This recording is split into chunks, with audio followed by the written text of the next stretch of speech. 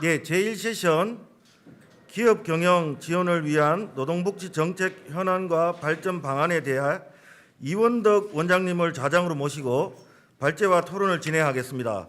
이원덕 원장님 진행을 부탁드리겠습니다. 네, 안녕하십니까.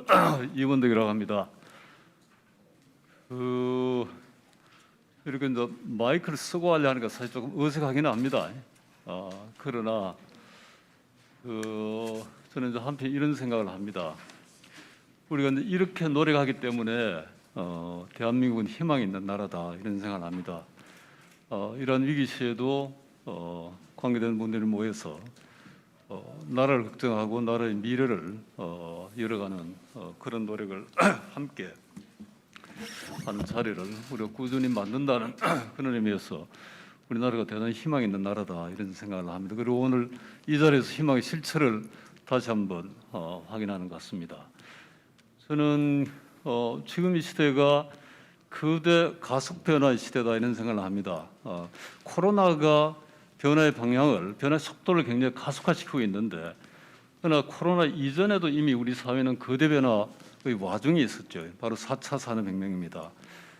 4차 산업혁명이 초래한 거대 변화를 코로나 팬데믹이 가속화시키고 있어서 지금은 거대 가속 변화의 시대다 이렇게 생각을 합니다. 여기에 이제 대처해 나가는데 여러 가지가 중요한데 1차적으로는 물론 뭐 보건과 방역이겠습니다. 우리나라가 이 분야에서 세계에서 가장 앞서가는 나라이고, 그래서 K 방역이라는 새로운 브랜드도 만들고 오늘 우리 사회 자랑스러운 정책 브랜드가 되고 있습니다. 근데 오늘 이 자리에서 저는 또 다른 정책 브랜드가 만들어지기를 기대합니다. 코로나 시대 또는 4차 산업혁명 시대가 가져온 그 거대 가속 변화의 시대에는 방역뿐만 아니라 근로자의 삶의 질을 촘촘히 챙기는 노동복지가 대단히 중요한 능력이죠.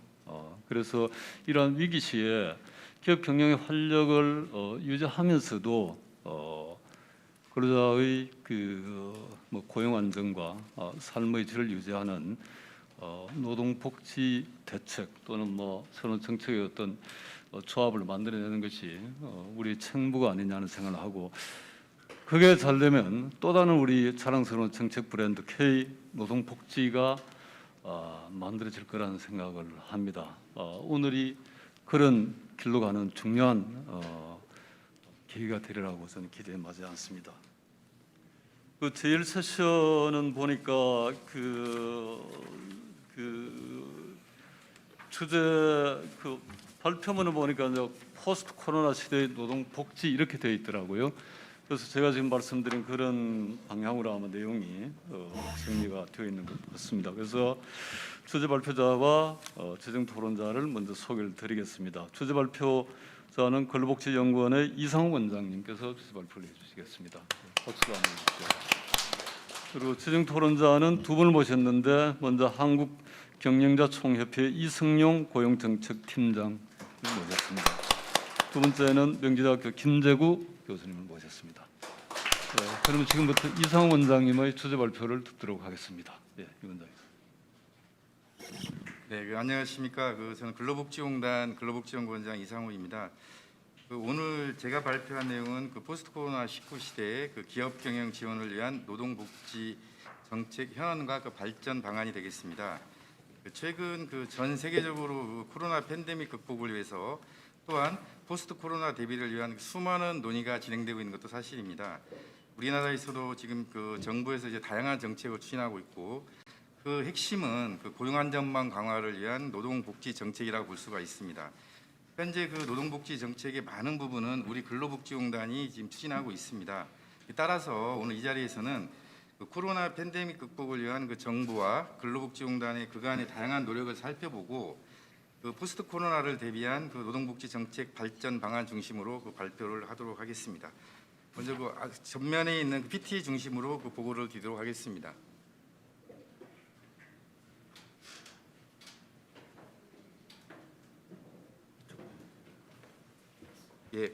발표 순서는 코로나19 팬데믹 그 대한민국의 지금의 현주소를 알아보고 코로나 위기 속 그 변화와 과제 그리고 위기 돌파 프로젝트 한국형 뉴딜에 대해서 알아본 이후 우리 노동복지가 가야 될 포스트 코로나 시대의 노동복지 순으로 보고를 드리도록 하겠습니다.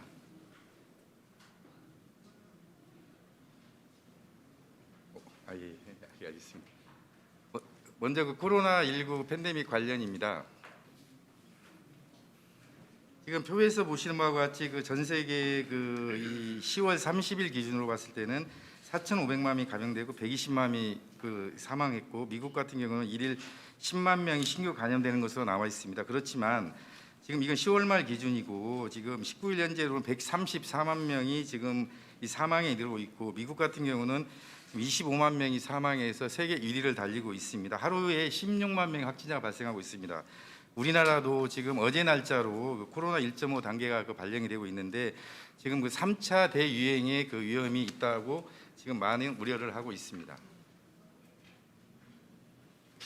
그럼 이제 이런 그 코로나 팬데믹이 보건위기뿐만 아니고 이제 그 경제 사회 위기로 지금 확산되고 있다는 것입니다. 먼저 EIU에서는 코로나19로 세계 경제 수십 년 좀비화가 우려가 되고 한국은행에서는 그 이 코로나 재확산 우려의 개선세가 소비 둔화될 것이라고 보여지고 있고 표에서 보시는 바와 같이 작년 그 10월에 그 세계 경제 성장률 3.4%였다가 코로나가 시작된 그 6월에는 5.2%에서 점차 4.4%로 회복이 되고 있고 우리나라 같은 경우는 그 이 작년 10월에 2.2% 성장률이 금년 6월에는 마이너스 1.1% 그리고 금년 10월에는 1.9%로 상대적으로 양호한 이 선방을 보이고 있지만 지금 아시는 바와 같이 코로나 제3차 대유행이 그 얘기가 된다면 이러한 경제의 성장률마저도 위협을 받게 되는 것이 사실인 것 같습니다.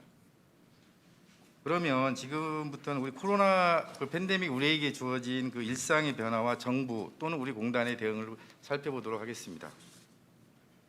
먼저 그 일자리 위기와 관련 내용이 되겠습니다. 지금 현재 그 전년 동월 10월 취업자 수는 41만 1만 명이 감소가 됐고 고용률도 1.3%가 지금 감소했습니다. 물론 이제 팬데믹 시점 대비보다 그 시점이 지난 4월 대비 10월 취업자 수는 33만 7천 명이 증가하고 고용률이 0.5%로 증가된 표를 보이고 있으나 앞에서 말씀드린 바와 같이 3차 대유행이 된다면 이 성장률과 취업률과 고용률마저도 그 위협을 받게 되지 않을까라는 그런 우려가 있습니다.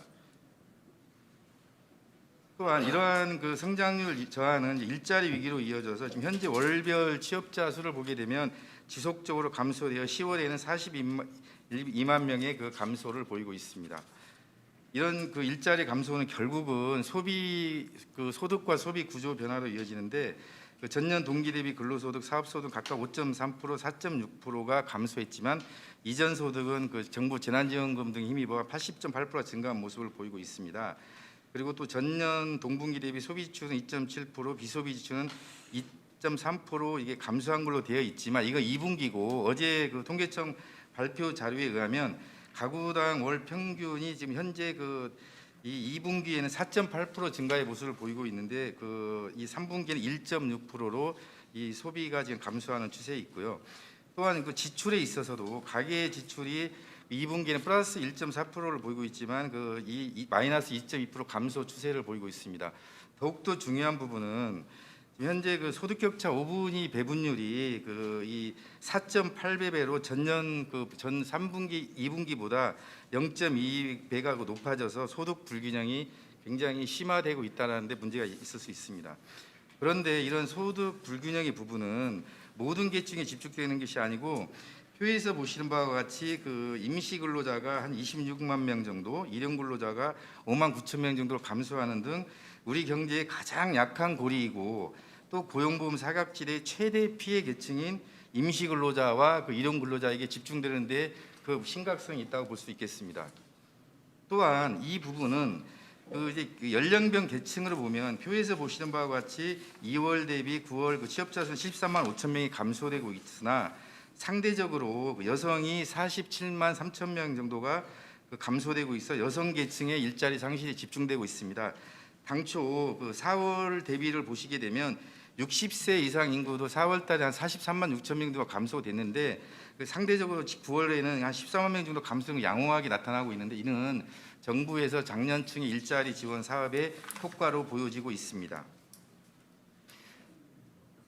이러한 현실에서 그럼 정부의 노력을 간단히 살펴보도록 하겠습니다. 먼저 정부에서는 모든 부처가 총동원되어 소상공인, 자영업자, 중소기업, 소비자, 근로자 보호 지원을 위한 과제를 발굴했는데 크게 네 가지인 것 같습니다. 먼저 소상공인의 자영업자 영업 환경 개선을 지원하거나 중소기업 창업거래 피해 구제 기반 강화, 그리고 또 소비자 권익을 보호하고 근로자 특보의 권리를 강화하는 내용의 과제를 발굴하고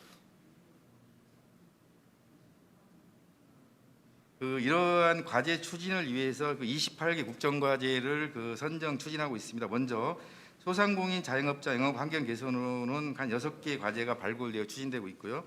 그다음에 두 번째로 한 중소기업 창업거래 피해 구제 기반 강화 부분은 9개 정도로 표에서 보시던 바와 같이 진행되고 있고, 또 소상공인 자영업자 영업 환경 개선, 그다음에 근로자 특보 관리 강화 부분도 8개, 4개 과제로 추진 중에 있습니다. 또한 이 과제에 못지않게 필요한 부분이 지금 일단은 소득이 감소되고 일자리가 없기 때문에 이를 총력 고용 안정망을 유지하기 위해서 총력 등이 필요해요. 작년에 이 송옥주 의원님을 비롯한 여러 위원님들의 노력으로 작년에 3차 추경안 6조 3천억 원의 예산을 반영해서 이 재취업자 고용 유지에 휴급 지원 확대에 8,500억 등 총 9,800억 원을 투입하고 고용보험 사각지대 완화에 5,700억, 그다음에 공공 청년 직접 일자리 사업에 한 1조 411억, 그리고 실업자 등 생계 지원에 3조 7천억 정도의 총 6조 3천억 집행이 투입되어 고용 안정 강화를 위한 노력을 하였습니다. 이 정부 정책에 발맞춰서 우리 근로복지공단은 지금 노동자, 사업주, 기업입니다. 전 국민을 대상으로 다양한 종합 지원 세트를 구성하여 추진하고 있습니다.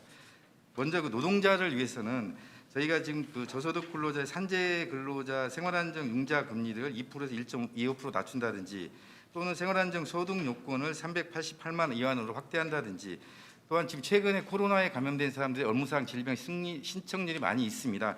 이런 분들에 대해서 산재로 신속하게 인정해주고, 또한 지금 정부 재난 지원금 등 각종 지원 고용유지 장려금들은 고용보험 가입자를 대상으로 합니다. 하지만 우리 사회의 가장 취약계층인 실업자라든지 특수형태 근로자 등 고용보험 사각지대에 있는 사람들에게는 아무런 혜택이 없기 때문에 VIP나 BH 국회의원님들의 세비 반납 여당입니다.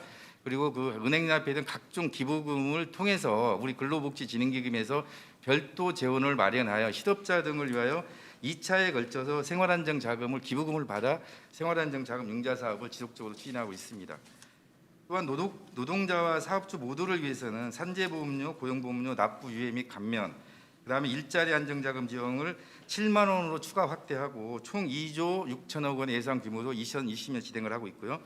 또한 사회보험 부담료 경감을 위해서 두리누리 사회보험료로 3만 명까지 인원을 확대하고 1,896억 원 정도의 사업 추진을 진행하고 있습니다.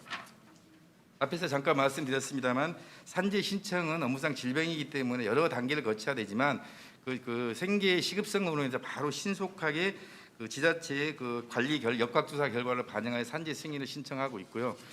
또한 우리 공단은 10개 병원과 4개 의원이 있습니다. 이 병원에서 창원과 대구병원에서는 감염병 전담 병원을 지정해서 상반기 운영을 했고, 지금도 안산 동해병원, 그리고 각 공단 10개 병원은 국민안심병원, 선별진료소도 운영을 하고 있습니다.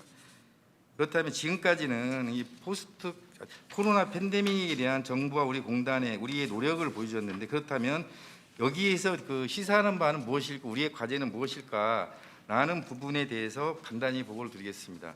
현대 기술 환경 쉽게 트렌드 학자마다 차이는 있습니다만 온라인 비대면 다양한 기술 발달과 트렌드 변화를 얘기합니다. 하지만 이 속에서 가장 중요한 부분인 고용과 노동시장의 변화 부분은 먼저 첫 번째가 디지털 경제의 가속화와 일자리 양극화가 심화되고 있다는 부분입니다. 즉 비전형적 독립 노동자가 증가하고 기존 사회 안전망으로부터 소외된 취약 노동 계층도 증가하고 있습니다. 또한 플랫폼 기업의 경쟁이 핵심 요소도 부상됨에 따라서 비대면 노력이 급증되고 다양한 형태의 뉴 비즈니스 모델이 개발되고 있는 상황입니다. 또한 이 개인화와 시민적 연대의 중요성이 공존하고 있습니다. 따라서 코로나19 상황에서는 개인화, 집단, 국가의 개별주의화 경향이 강하고 개방성, 투명성, 민주성 기반한 연대와 협력이 그 어느 때보다도 중요한 변화의 요인으로 나타나고 있고요. 또한 의료 안전 환경의 중요성이 너무나도 강조되고 있습니다. 공공보건시설의 확충 및 의료 수가라든지 의료 산업 및 녹색 산업 분야에 대한 대규모 투자가 필요하고 안전에 대한 투자도 필요한 것 같습니다.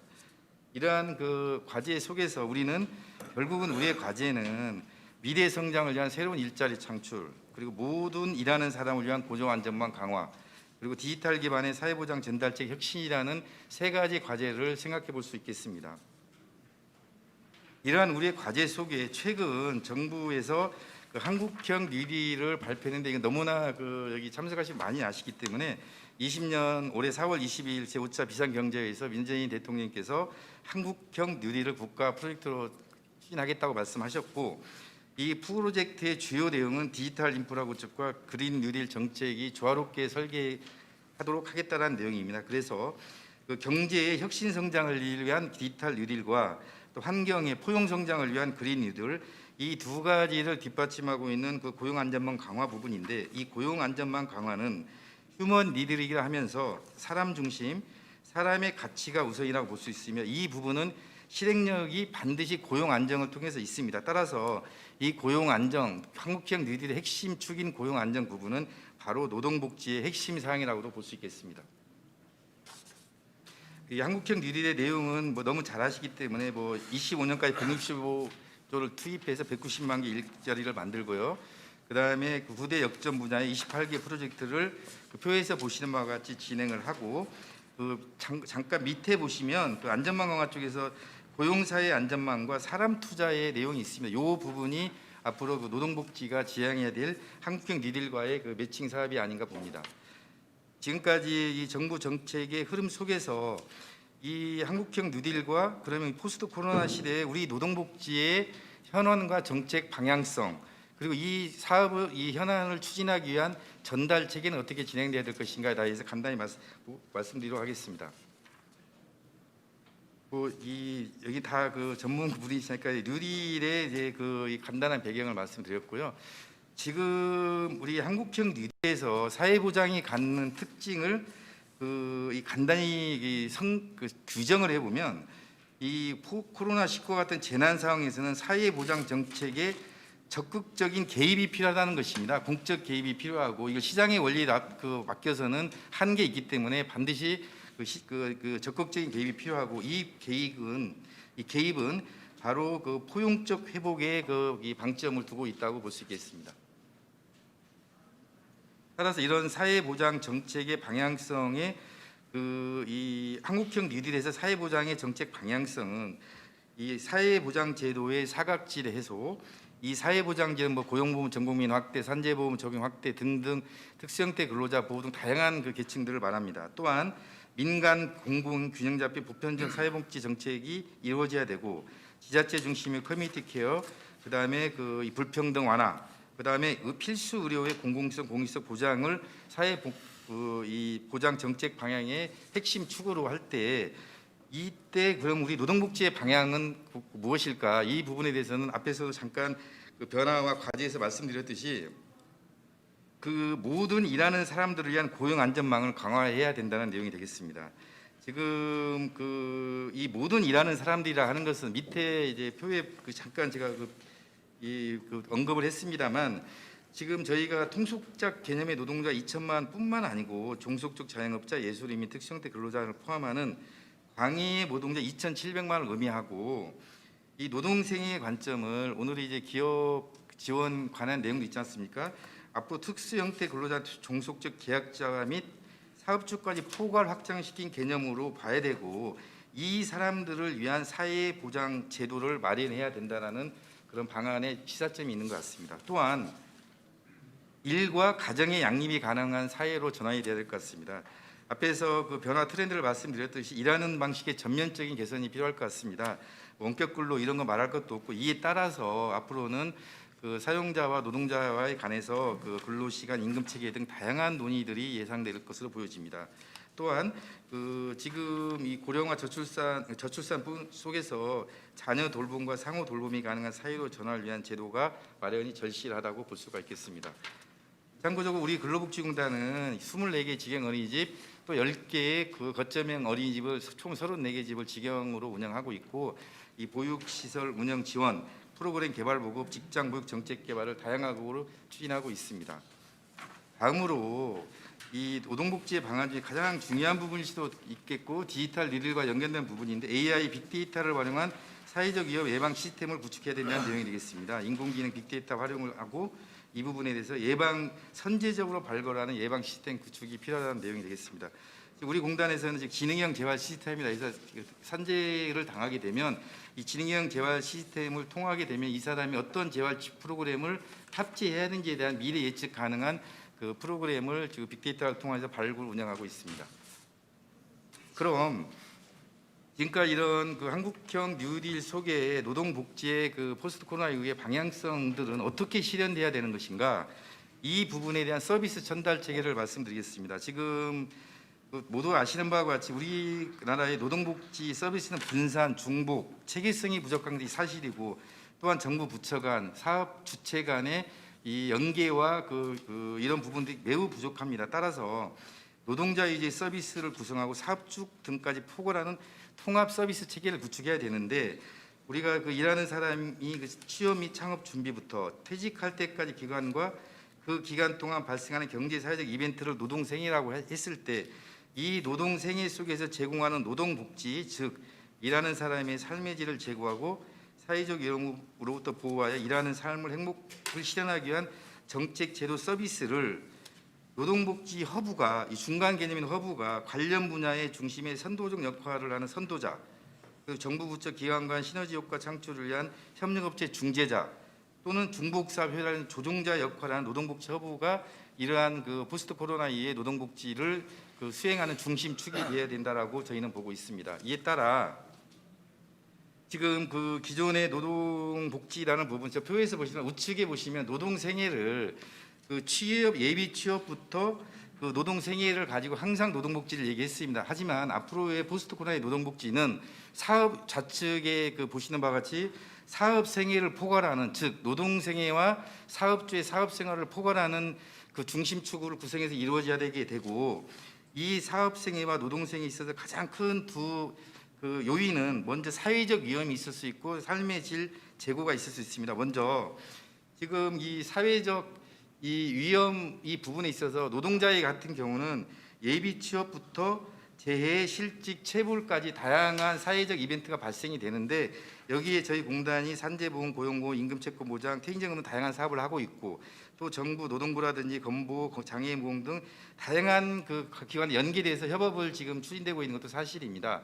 또한 사업주 입장에서는 요 축을 보시면은 지금 예비 창업 단계부터 재해, 체납, 체불, 도산, 폐업까지 이 사업 생애에 있어서 물론 이렇게 꼭 가야 된다는 건 아닙니다만 이제 이런 부분에 있어서 저희 공단에서 청년 아카데미, 안전보건 예방 요일제, 두리누리 지원, 임금채권 보장, 체불 청산 지원, 퇴직연금 등 다양한 사업을 하고 있고 다른 노동부나 정부 기체 다양한 사업들을 하고 있습니다.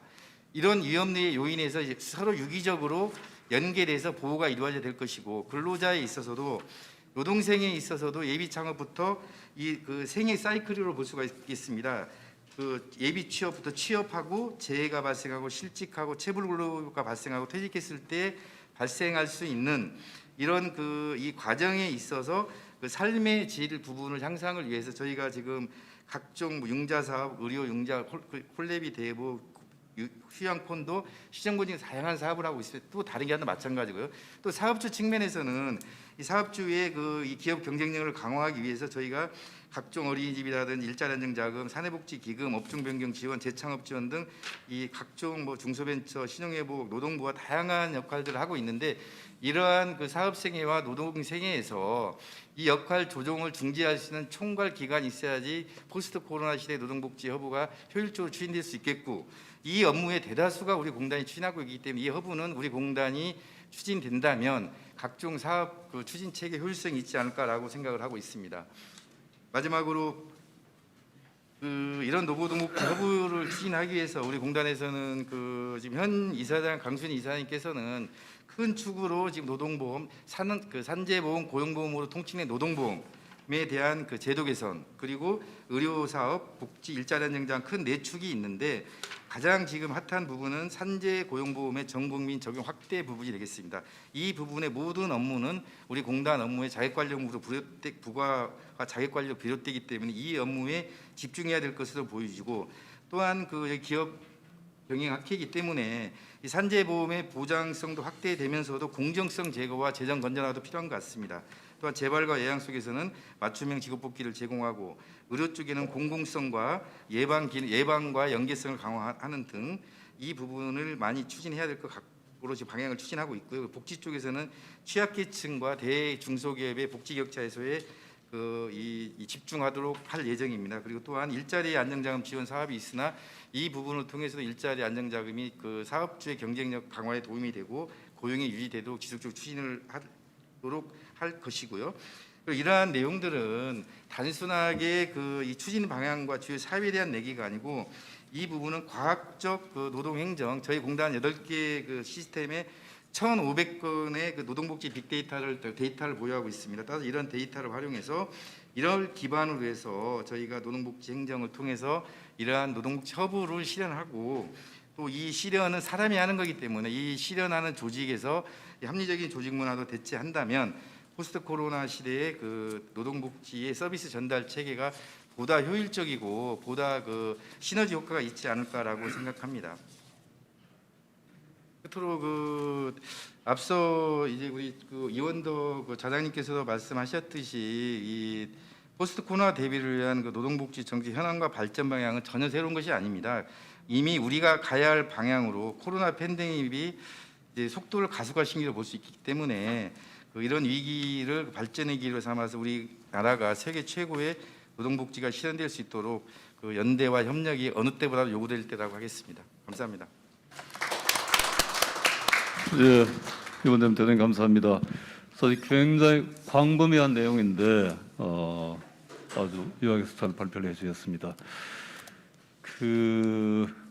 이거 지금 이제 코로나 위기인데 정부가 한국형 뉴딜을 추진하고 있는데 이게 이제 성공을 해야 되겠고, 한국형 뉴딜이 성공하기 위해서는 노동복지 허브의 역할이 대단히 중요하다는 말씀이죠. 그리고 노동복지 허브인 근로복지공단이 잘해야 아까 우리 강순희 이사장님께서 국민의 사랑받는 근로복지공단 이런 말씀하셨는데, 아주 국민의 사랑을 받는 노동복지 허브가 되고 또 그 역할을 잘해서 우리 코로나 위기가 잘 극복되기를 기대를 합니다. 그러면 재정 토론자 두 분의 말씀을 듣도록 하겠습니다. 먼저 이승용 환경청 팀장님 말씀해 주시죠.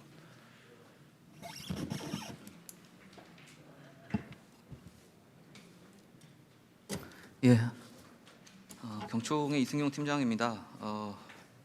오늘 발제 자료 말씀을 잘 들었습니다. 지금 노동시장에 깔려 있는 여러 가지 위기감, 또 산업 전반에 나타나고 있는 여러 가지 우려들, 그리고 정부에서의 여러 가지 정책적인 노력들, 또 그 속에서 이제 근로복지공단에서 공단의 어떤 역할과 발전 방향 말씀을 좀 잘 들었습니다. 기본적인 위기 상황에 대한 인식은 다 동일한 것 같습니다. 지금 코로나 충격이 좀 장기화되고 있고, 또 기업 현장에서는 여러 가지 환경들이 좀 많이 변화하다 보니까 기업 입장에서는 적극적으로 투자를 하거나 또 일자리 늘리기 좀 어려운 상황 같습니다. 또 여러 가지 예를 들면 공개 채용에서 비대면 채용으로 이렇게 기업들의 인사노무관리 시스템도 전반적으로 좀 변화가 나타나고 있는 부분인 것 같습니다. 그런 상황에서 지금 이런 위기 극복을 위해서 사실 그동안 저희 경영계도 많은 노력을 해왔습니다. 이미 사실 사회안전망 차원에서 보면 작년에 이제 국민취업지원제도 도입에 대해서 노사정이 합의를 했었고, 올해 이제 전반적으로 일자리를 지키기 위한 사회적 합의에도 저희가 동참을 해서 특수형태 근로종사자를 비롯해서 취약계층의 고용보호가 필요하다는 차원, 또 그리고 거기에 대한 관심이 높아져야 된다라는 측면에서 저희들이 많은 노력들을 하고 있고 또 거기에 대해서 정책적인 또 역할들도 많이 수행을 하고 있습니다만 지금 그 코로나 또 상황이 좀 장기화되다 보니까 그리고 지금 노동시장 자체의 상황을 보면 어쨌든 특별고용지원 업종이라든지 고용유지지원금처럼 정부가 주로 재정을 투입을 해서 만들어지는 고용을 유지하는 쪽에 포커스가 맞춰져 있다 보니까 내년 상황이 어떨지, 내년 고용시장이 잘 버틸 수 있을까에 대한 좀 불안감은 여전히 남아 있는 상황입니다. 그런 차원에서 보면 올해 그 정부가 뭐 한국형 뉴딜 정책, 또 그 안에 디지털, 그린, 뭐 휴먼까지 해서 다양한 방법들을 제시를 하고 중장기 플랜과 예산 투입 방향까지 만들어 놓고 진행을 하고 있는데 뭐 디지털이나 그린 분야에 대한 이제 산업 차원에서의 관심도 좀 높아지고 있는 반면에 이런 정책들에 대한 현장 체감이 좀 떨어지고 있어서 기업들이 이 사회 안전망 이전에 적극적으로 노동시장에서 근로자들을 지켜낼 수 있을까에 대한 좀 우려도 많이 나오고 있는 상황이다. 그리고 지금 이제 그런 이제 그 한국형 뉴딜을 떠받치기 위한 사회 안전망 분야에 대해서도 경영계는 기본적으로 그런 이제 취약계층 특히 뭐 대기업들은 어쨌든 적극적으로 선도적으로 정책들을 내부 시스템을 변화하고 적극적으로 이제 구조조정에 나서고 있는 반면에 중소 영세기업들은 그냥 그대로 당하고 있는 상황이라고 이해가 됩니다. 그래서 이분들을 좀 보호하기 위한 여러 가지 대책들이 당연히 필요하고 보니까 내년 예산도 지금 뉴딜 같은 경우는 한 21조 정도 들어가는 걸로 알고 있는데 적극적인 재정 집행이 필요하다고 저희도 공감을 합니다. 다만 그 이제 사회안전망 같은 경우에는 실제로 요거를 지금 특히 이제 가장 쟁점이 되고 있는 게 이제 특수고용 그러니까 특수형태 근로 종사자들에 대한 고용보험 도입 문제가 사실 업계 쪽에서도 많이 좀 그러니까 기대와 우려가 좀 많이 나타나고 있는 상황이다. 그러니까 워낙 이제 기업들 입장에서는 뭐 그 생산 방식이나 또 고용 형태가 좀 다양화되고 있는 시장으로 변화를 하고 있고 또 플랫폼처럼 새로운 유형의 이제 그 사업 방식과 일자리가 나타나고 있는 상황이다 보니까 이분들 여기에 종사하고 있는 그 취업자들을 어떻게 육성하고 보호해 나갈 것인가에 대해서 관심이 많이 높습니다. 그런데 이제 그 기존의 비플랫폼 예를 들면 설계사나 캐디나 그리고 새롭게 들어오는 배달이나 이렇게처럼 플랫폼 이렇게 워낙 이제 이쪽에 그동안에 특고라고 해당하는 사람들에 대한 사업 유형이나 여러 가지 시스템이 많이 다르다 보니까 지금 정부가 추진하고 있는 전국민 고용보험 시스템에 대해서 좀 우려가 좀 많습니다. 그러니까 이분들을 다 뭐 고용보험 최근에 이제 문제가 되고 있는 고용보험이 어떤 이분들을 마치 자기네 이제 다 모든 고용 문제를 다 떠안아야 되는 상황까지 가는 것 아니냐라는 여러 가지 우려를 많이 던지고 있어서 저희들도 이 취지에는 좀 공감하지만 여러 가지 방법론적인 부분에 대해서는 업계와 충분하게 협의를 해서 좀 속도 조절을 해가면서 진행을 했으면 좋겠다라는 좀 말씀을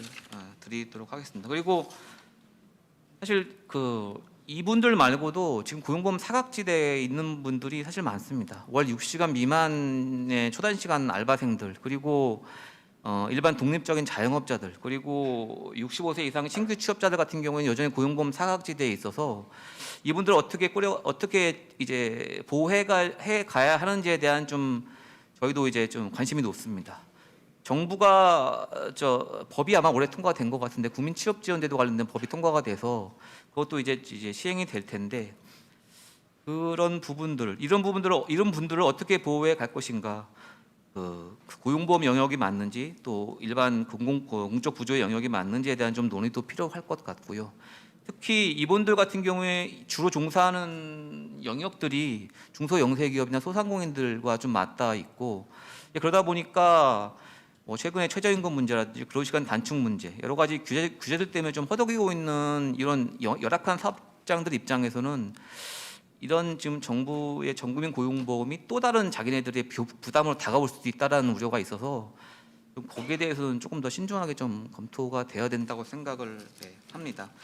그리고 전국민 고용 그 고용보험의 필요성도 분명히 이제 인정이 됩니다만 이게 대상 확대에 따른 그에 따른 이제 그 풍선 효과도 분명히 검토가 돼야 된다고 생각을 합니다.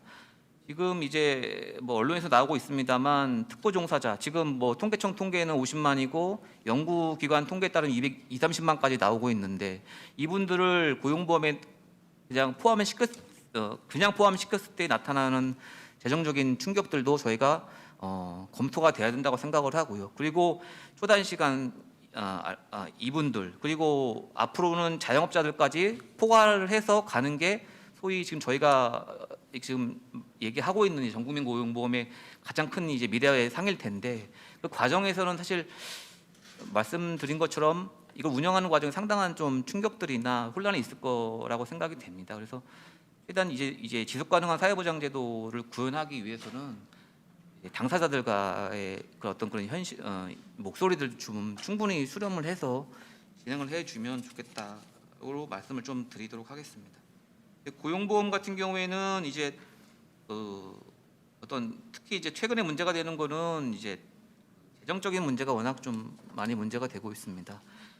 계속 이제 지적이 되고 있습니다만 국책 사업 성격의 고용보험 사업들이 상당히 많이 집행이 되고 있습니다. 뭐 모성보험 문제는 여전히 지금 고용보험 재정에 큰 부담을 주고 있다고 얘기가 되고 있고, 그다음에 국가 고용 인프라 관련된 것도 사실 다 고용보험에서 지금 되고 있어서 이런 부분들에 대한 지출 관리가 좀 필요하지 않나 생각이 됩니다. 아시는 것처럼 지금 고용보험은 올해 거의 예정처 통계에 따르면 9월 말 지금 공자기금 4조 원 정도 들어와 있는데 그거 없었으면 적립금까지 다 소멸됐을 거라는 보도 자료가 나오고 있는 것처럼 대상자를 포함하는 방법 이외에 이제 앞으로 그 사후의 문제를 어떻게 우리가 대처할 것인지에 대한 논의도 분명히 필요하다고 생각을 합니다. 그리고 지금 이제 근로복지공단에서 이제 마지막으로 말씀드릴 부분은 이제 공단의 역할 부분일 텐데요. 어쨌든 지금 발표하신 자료들을 보면 이제 일반 근로자뿐만 아니라 이제 전 국민들이 이런 이제 체계적인 복지 서비스를 이 허브를 통해서 바로바로 컨택할 수 있도록 원스톱 체계로 가겠다. 거기에 대한 역량을 좀 더 강화하겠다라는 이제 말씀으로 이해가 되고, 사실 보면 지금 노동시장 환경이 과거처럼 뭐 잘 아시겠습니다만 집단화 그리고 기업 단위 복지 시스템보다 개별화 그리고 어떤 복지 서비스와 근로자 이거 수요하는 사람들 간의 네트워크가 좀 더 빨리 구축이 되고 있는 시스템으로 전환이 되고 있는 것 같습니다. 이제 그런 측면을 본다고 하면 지금 어떤 제도 설계나 이런 부분들을 공급자 중심이 아니고 이런 실제로 제도를 수요하는 근로자나 국민들이 원하는 시스템으로 또 원하는 모습을 갈 수 있도록 하는 게 맞지 않을까 생각이 됩니다.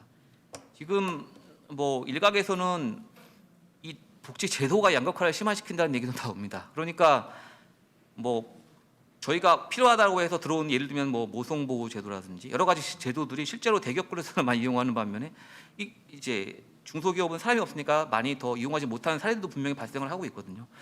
이제 그렇게 본다면 제도를 어떤 정부 중심의 제도 설계 방향에 초점을 맞추기보다는 수요자 중심으로 조금 제도를 세팅하는 과정들이 필요할 것 같고, 그 과정에서는 근로복지공단에서도 그런 쪽에 대한 어떤 연구나 어떤 논의가 좀 필요하지 않을까 생각이 듭니다. 그리고 마지막으로 이 허브 기능을 이제 맡아서 진행을 하시는 부분은 기본적인 취지는 저희도 이제 공감을 합니다. 공감을 하는데 이게 수요하는 입장에서는 예를 들면 여기도 이제 여러 가지 사례가 있습니다만 그 동안에는 자기가 필요한 업무 상담을 이건 그러니까 예시입니다만 연금 관련된 상담을 국민연금공단에 문의를 했다면 이제는 상황에 따라서는 근로복지공단과 국민연금공단으로 2번 상담을 해야 되는 상황이 생길 수 있다고 보거든요. 그래서 이거는 어떻게 보면 기관 간의 좀 역할 조정 문제 또 어떤 그런 이제 뭐 사업 영역의 문제까지도 이게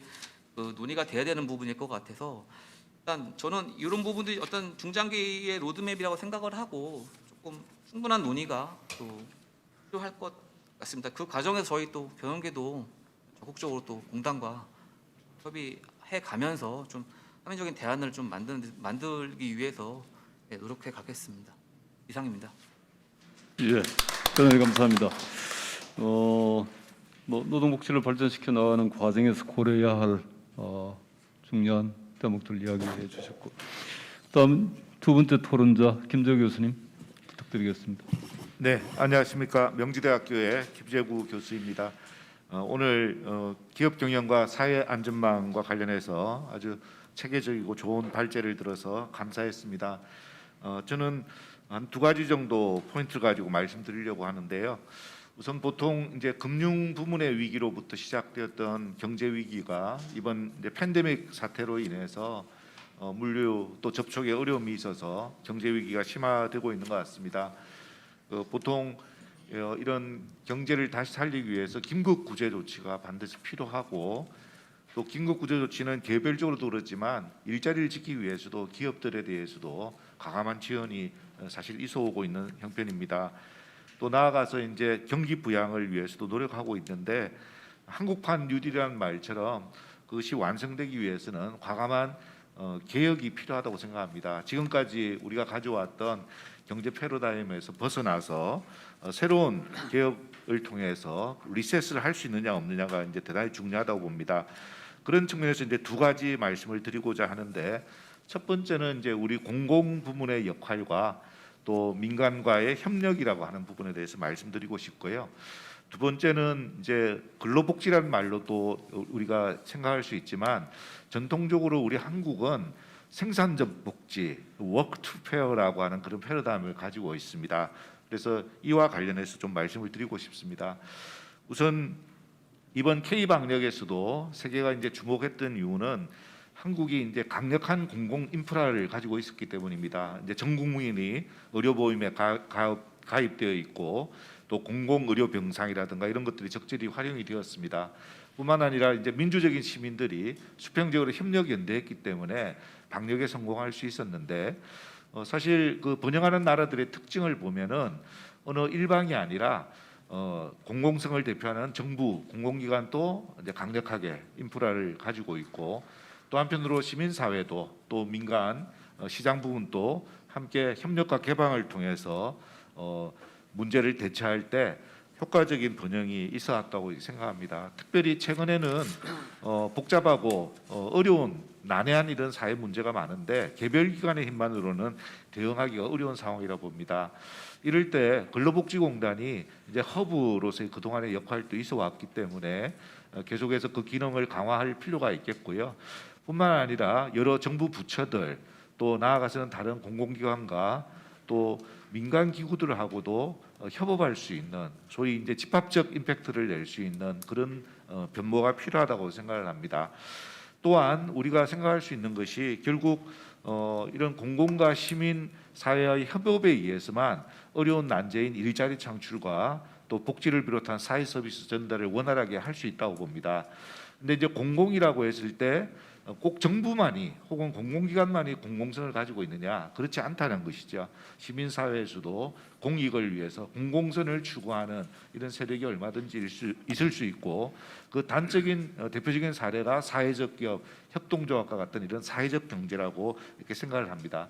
향후에도 강력한 공공부문, 또 강력한 시민사회가 구축이 되어서 계속해서 우리가 사회 안전망을 강화시켜 나가고 성장 동력을 확보하길 바랍니다. 두 번째 초점은 워크페어에 대한 얘기를 제가 말씀을 좀 드리고 싶습니다.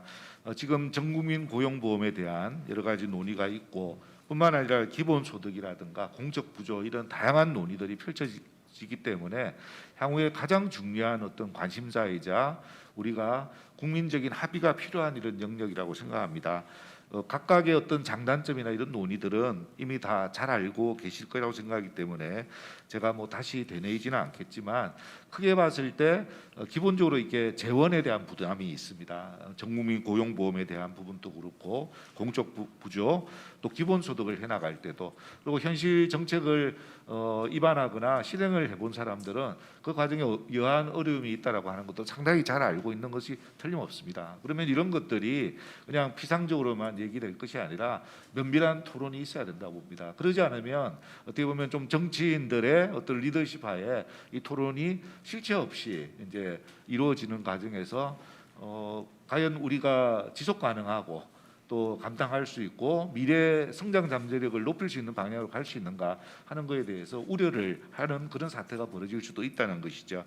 그럴 때 저는 중요한 대안으로 생산적 복지 또 일하면서 이루어내는 복지라고 하는 원래 우리의 정신을 생각해 보면 좋겠습니다. 외환위기 이후에 김대중 정부가 서민과 중산층을 육성해서 건전한 이제 성장 토대를 쌓으려고 했을 때도 생산적 복지가 가장 중요한 화두였고요.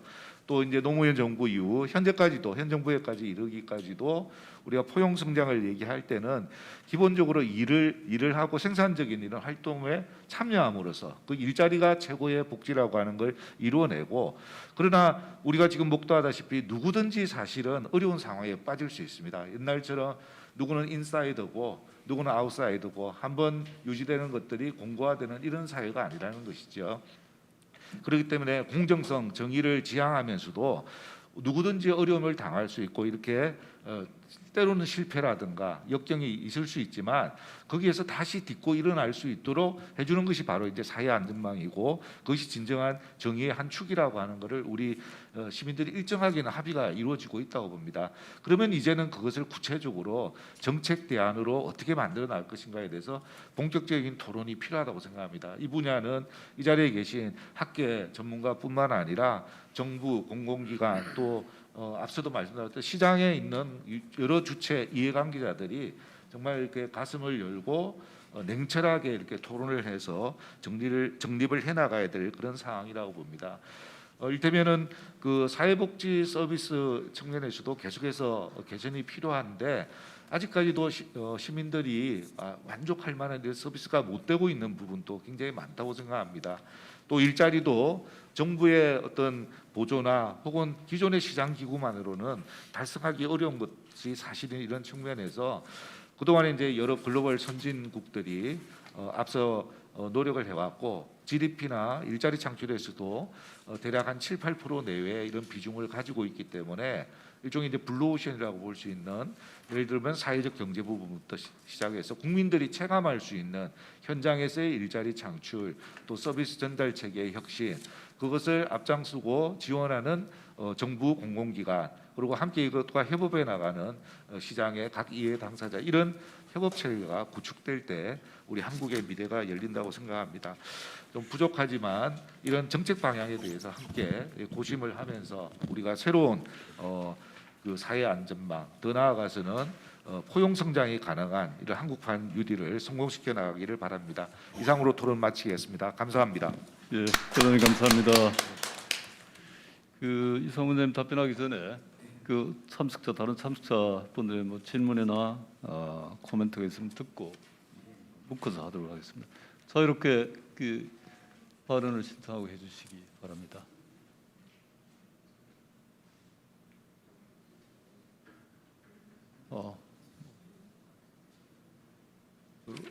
학회에서 많이 오셨는데 학회에서 혹시 뭐 한번 우리 차기 회장님 아까 뭐 말씀하실 필요가 없습니다. 혹시 한 말씀?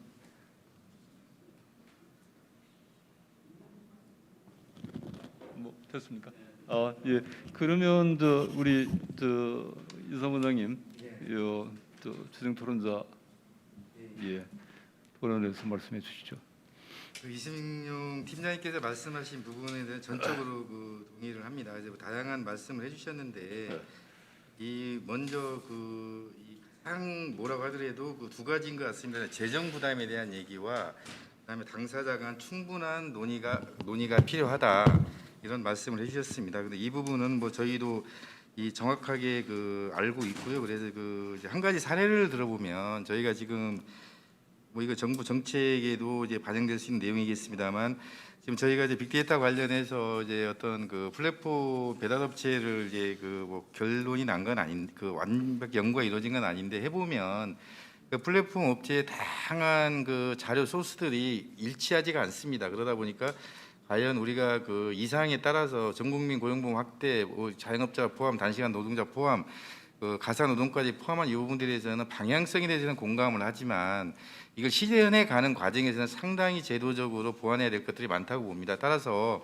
이런 부분들은 저희는 이제 그 집행자적 입장이지만 현실에 그 정확하게 그 정책 입안할 때 수용될 수 있도록 그 정부 정책 구조와 충분한 그 협의를 하도록 하겠습니다. 또한 이 재정 부분은 지금 저희가 이 사업을 이 무조건 지금 현재 고용보험의 그 재정 부담을 얘기하셨고 4조 정도 공적 이 기금 투입을 얘기하셨는데 어찌됐든 지금 현재 그 산재보험 같은 경우는 우리나라의 지금 4대 보험 그 분담률이 전체 한 19.8% 작년 기준 됩니다. 예를 들면 사업주는 10.845%, 노동자는 8.975% 정도가 되는데 지금 그 산재보험을 제외한 나머지 그 사회보험도 계속적으로 요일이 올라가고 있는데 산재보험은 유일하게 지금 작년에도 그 약간 이제 저희가 이제 감소를 했습니다. 따라서 일시적인 그 재정에 대한 그 증가는 있을 수 있겠으나 이 부분들이 정착화된다면 이 재정 부분도 우리가 감내할 정도가 되지 않을까라고 하는데 이 부분은 제가 뭐 자신 있게 전문가가 아니라서 구체적인 수치 제시는 좀 그렇습니다. 그리고 이제 그 두 번째로 이제 공단의 역할에 대해서 이제 말씀해 주신 것 같습니다. 그래서 이제 이 현재 욕구가 어떤 기업과 집단 간에 이루어지는 것보다는 개별화되고 사용자가 네트워크 중심이 필요하다는 부분이 있는데 여기에는 전적으로 동감하고요. 그리고 지금 우리가 이제 그 공단에 추진하고 있는 부분이 아까도 말씀드렸듯이 이 모든 행정을 과학적 그 행정을 기반으로 추진한다고 했습니다. 따라서 모든 것들이 우리의 그냥 단순 머릿속이 아닌 이 수요자가 무엇을 원하고 어떤 시기에 어떠한 내용들을 원하는지에 대해서도 정확히 분석하고 여기에 따라서 이 진행을 한다면 그 말씀하신 부분들을 어느 정도 저희가 그 만족할 수 있지 않을까 싶고요. 그리고 이제 마지막으로 허브 기능에 대한 얘기를 말씀하시는 역할 조정과 갈등 얘기했는데 저희가 이 사업을 다 하겠다는 건 아닙니다. 다만 우리는 이제 그 사업 쪽에서 중재자로서 조정자로서 이러이러한 부분이 서로 시너지 효과를 낼 수 있다라고 하는 연계성을 구축을 하는 부분 속에서 저희가 하겠다는 거지.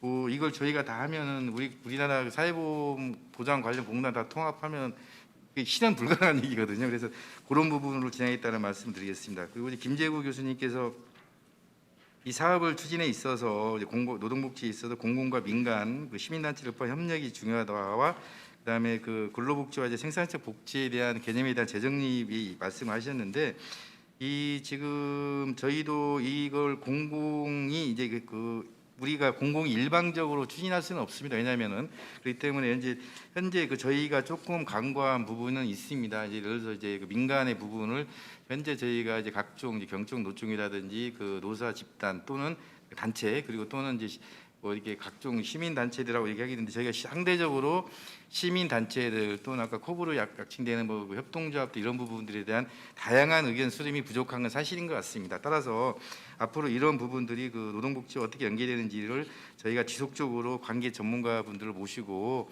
그 필요하면 자문도 받고 토론회를 거쳐서 지속적으로 하도록 하겠습니다. 그리고 이제 이 전국민 고용부 뭐 아무리 그 공적 구조 대응이 되고 완전히 재원이 투입하는 결국은 이제 생산적 복지에 대한 얘기는 뭐 전전부터 계속적으로 나왔던 얘기가 아닌가 싶습니다. 따라서 앞으로 이 복지의 추진 방향 그 부분도 저희는 이제 정책을 집행하는 업무이면서도 또는 이 정책 집행 과정에 나타난 문제점을 정부에 또 건의하고 여기 이런 걸 할 수 있기 때문에 이런 부분으로 이 사회복지 서비스가 지속 발전을 위해서 개선해야 할 방향성을 지속적으로 그 건의하고 추진하도록 하겠습니다. 예, 대단히 감사합니다. 우리가 시간이 좀 남았어요. 그래서 제가 한두 말씀 첨언을 드리고자 합니다. 제가 드릴 말씀이 이제 조금 뭐가 맞지 않으면 우리 이상 원장님께서 시간 좀 남았으니까 다시 말씀해 주셔도 좋습니다. 아까 우리 K방역과 같은 새로운 우리 정책 브랜드를 한번 만들어 보자. 복지 영역에서 그건 뭐 K 노동복지라든 뭐라 하든 어떤 단순한 복지 영역뿐만 아니라 보건 방역 영역뿐만 아니라 인간의 삶과 관계된 특별히 이제 일하는 사람의 삶의 안정성과 관련된 영역에서도 한번 새로운 정책 브랜드를 만들 때가 됐지 않느냐 그런 의미에서 말씀을 드렸습니다. 저는 지금 문재인 정부가 한국형 뉴딜이라는 브랜드를 가지고 지금 이 시대에 대응하는 것은 그 브랜드 자체는 적절하다는 생각을 합니다. 그런데 제가 사실은 꼼꼼히 잘 모르지만 돌이켜 본다면 그 20세기 초반에 미국의 뉴딜 정책은 굉장히 복합적인 성격의 그 정책 패키지 아니겠습니까? 당시에 이제 경제 위기를 극복하는 위기 극복 또는 경제 회복 대책이면서 단합해서 이제 새로운 산업을 만들어내는 신산업 정책이면서 또 사회적 인프라를 확충하는 정책이면서 소득의 형평을 증진하면서 동시에 사회 안전망을 대폭 강화하는 정책이면서 또 하나 보니까 우리가 노동연구원에 있을 때 우리 지금 강순희 이사님과 같이 그걸 해보니까 미국의 뉴딜은 굉장히 중요한 이 직업교육 면에서도 굉장히 중요한 의미를 갖더라고요. 노는 청년들 모아가지고 낮에는 일 시키고 밤에는 교육시키는 그런 프로그램이 그때 굉장히 많이 도입됐거든요.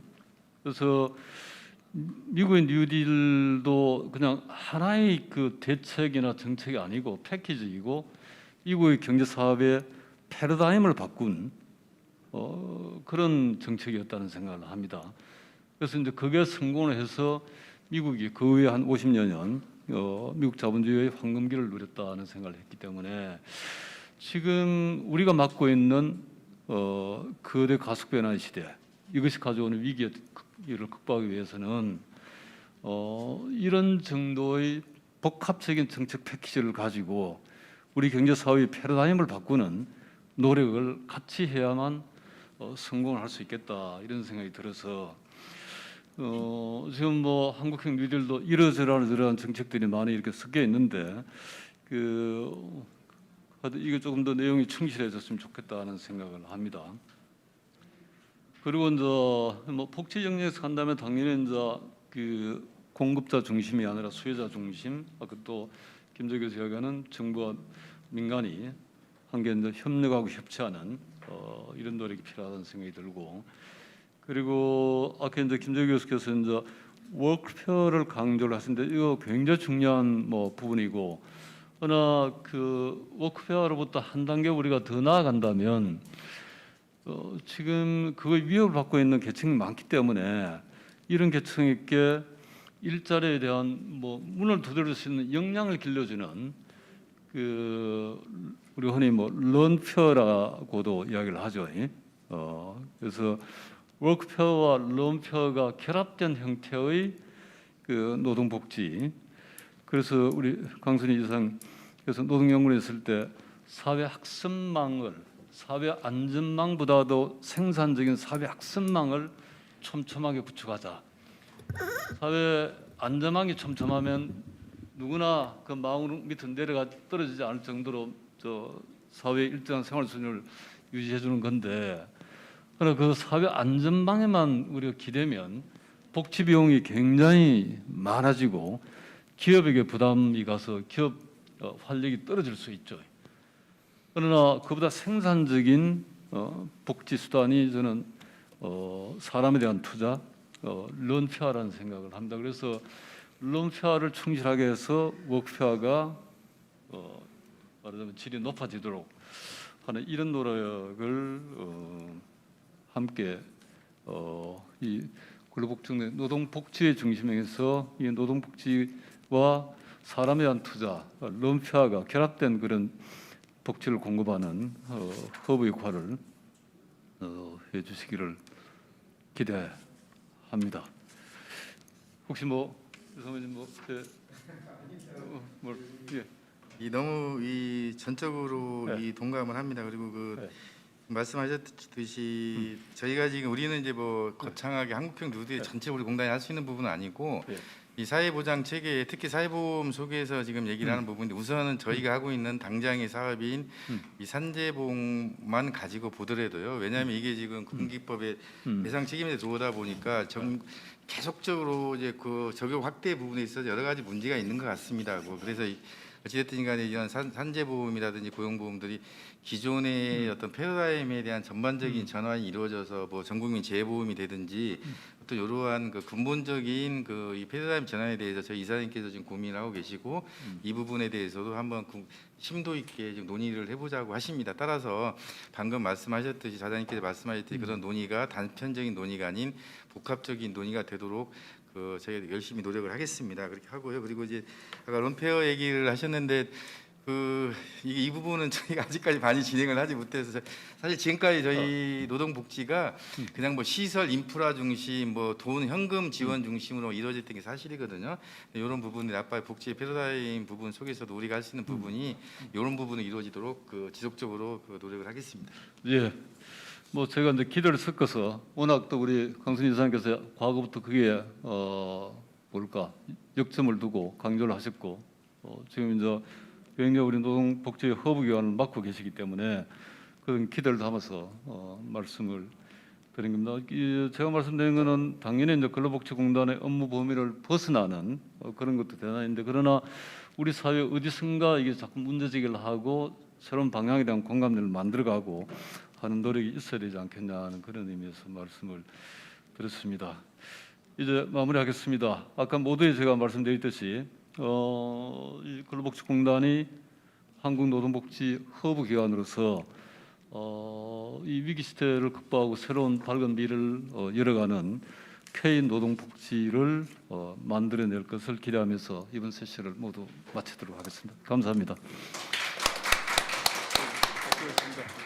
예, 발제와 토론을 수고해 주신 이원덕 원장님과 이상호 원장님, 이승용 팀장님, 김재국 교수님께 다시 한번 큰 박수 부탁드리겠습니다.